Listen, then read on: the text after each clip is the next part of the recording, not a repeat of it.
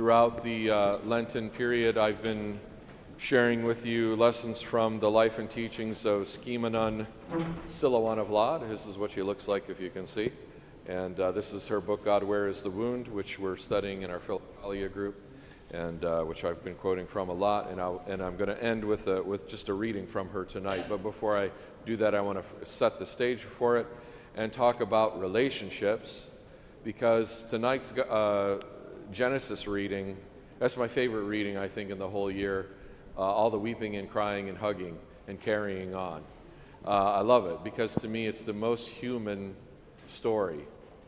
I don't know if you've ever been in that situation where you're suddenly reunited with somebody that you haven't been able to be with for years and years. And there's a lot of pain, there's a lot of shame, there's a lot of just hurt over the years of that relationship not having the chance to have been what you had hoped it would be. And that could be, obviously romantic relationships, but very much so family relationships.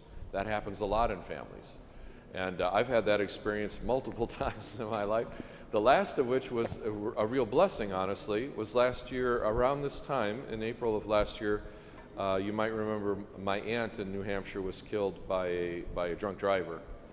And so we went up for the funeral. It was a blessed event. But the thing that actually broke me was that I got to meet for the first time a cousin that I had never met before, but she was the spitting image of her mother, who was very dear to me. She was like my mom's first cousin, but more like an aunt to me. And when I met her, I realized I had never dealt with the grief of losing her. And all of a sudden, here was her daughter, who was just like her, personality, face, voice, and I was just like, instantly, exactly what it says in Genesis, I was like, I ran out looking for a place to weep because it was so overwhelming. But it was such a blessing because it was like I got a chance to finally really grieve what had been lost and kind of come to some peace with it. But we don't always get that, right? We have sometimes we never get to reconcile with people we've lost, or we never get to have those kind of moments. So today I want to read to you a little bit from Mother Siluana's talk on the suffering of the soul in relationships. It's the third talk in this book that she gives. She says, today I would like to talk about the suffering of the soul in relationships. If our soul is ill, our relationships will also be ill. Therefore, if we take care of the health of our souls, we will have healthy relationships. Many people believe they will be happy if the government will change, or the president, or the world, or the people close to them. And they believe this very sincerely. Something indeed can change to good if something bad gets annihilated, but I can be just as unhappy in this new situation. Why? Because the source of joy, the source of health, is within me, within us. It is never outside of me. We all want to be happy. We ask others to make us happy, to do something for us, to help us become happy. We are even convinced that they must take care of our happiness. But because not everybody wants to do this, or they do something else than what we want, this gives us cause to complain that we are not happy. This is something we learn in our families when as children we are dependent on our parents. Yes, children are dependent on their parents. Their joy and their health are dependent on their parents. But gradually, as they grow up and become more mature, they become their own masters and realize they want a different happiness than the one offered to them by their parents. This is the process through which they become independent. It is a troubled and tormenting stage called adolescence, though it is not limited to the teen years, I assure you. It can extend well into life. It is a stage necessary for becoming mature, during which the children abandon their parents, so to speak. But when they do it without God, this abandonment will be chaotic, driven by impulses suggested by the models of this world, centered on seeking pleasure, power, and money.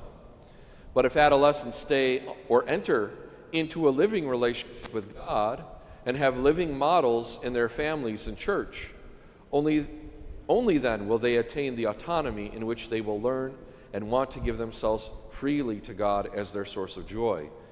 and not as an external authority which commands them what to do and what not to do. Something within. It is very important for adolescents not to project the authority of their parents on God.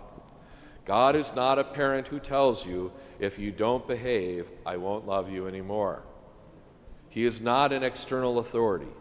He is someone perceived by our spirit as an internal, loving power. He is someone who loves us deep within us and gives us all the joy and health we need.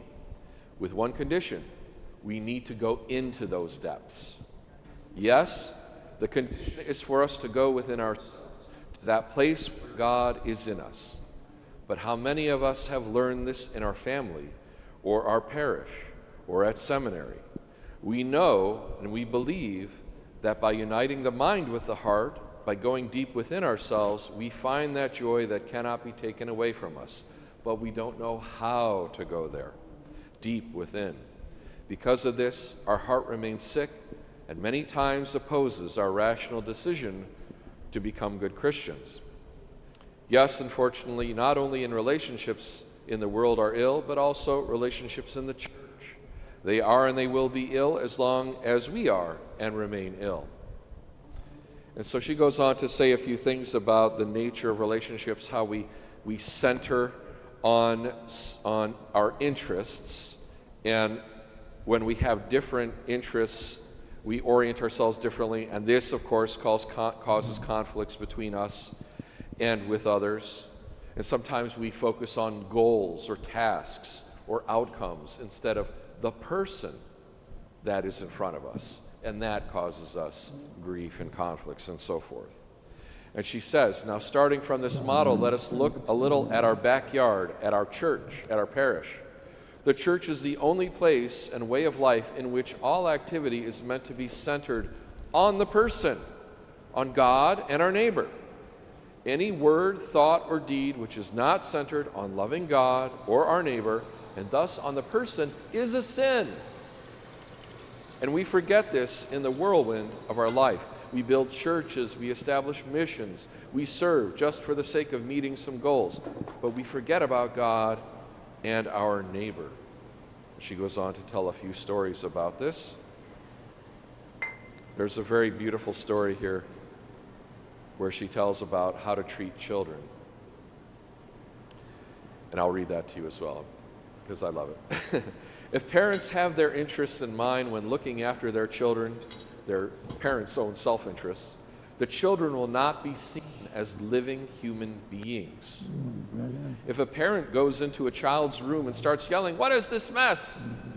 You'll never amount to anything. What are all these toys doing all over the place?"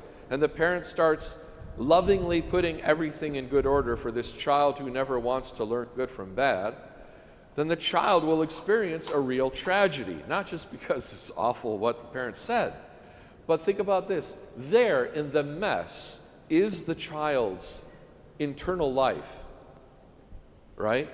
There were traffic accidents between these toys. There was a sick person there waiting for the ambulance. The teddy bear was looking for a honey pot that could only be found in this room. And mom comes and throws all these things around without understanding or seeing anything at all. She doesn't see the childlike innocence and reality, the story that's being told. Children need to be sought and found right where they are, in their reality. Parents trample over their children with their own adult minds and feelings. If a child says, "I'm afraid," a loving parent can say, "There's nothing to be afraid about." And if the parent is more attentive, he can ask, "What are you afraid of?" And the child may say, "There's a crocodile under the bed." Then if the parent is task-oriented, that is, they want to get the kid to bed, he can tell the child, "Are you crazy? What can a crocodile do under your bed? Go to sleep." This way the child can form the impression that he is in fact crazy.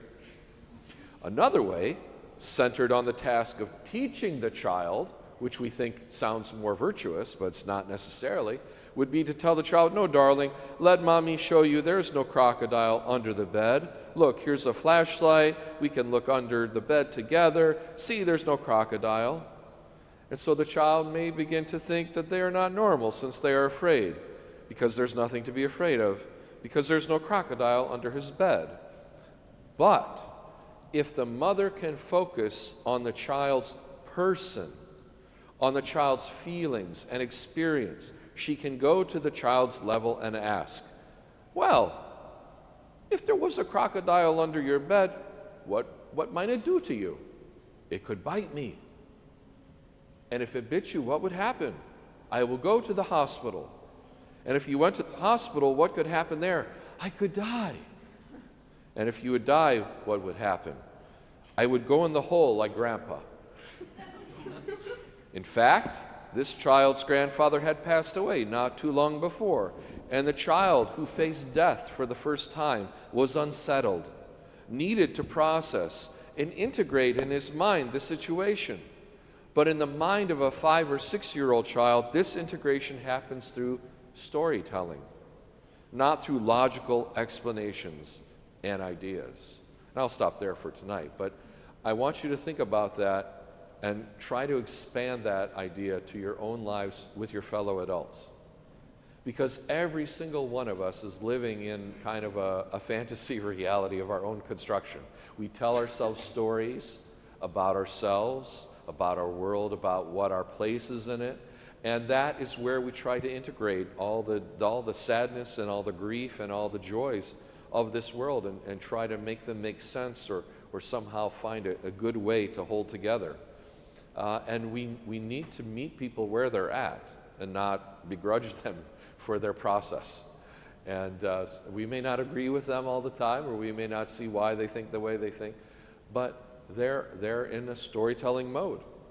And if you can enter into the story with them, as the Lord brought us to enter into stories through parables and the like, we will actually be able to connect with them on that personal level and hopefully show them real love and really be a loving presence of Christ for them. And we can do the same for our family members, both old and young, and so forth. Christ is among us. Yes. I think we have a pot of soup or something downstairs, and maybe some other goodies. So if you'd like to stay for dinner with us, you're very welcome to. Thank you for coming tonight. Please join us downstairs. Christ is among us. He is, and I shall be.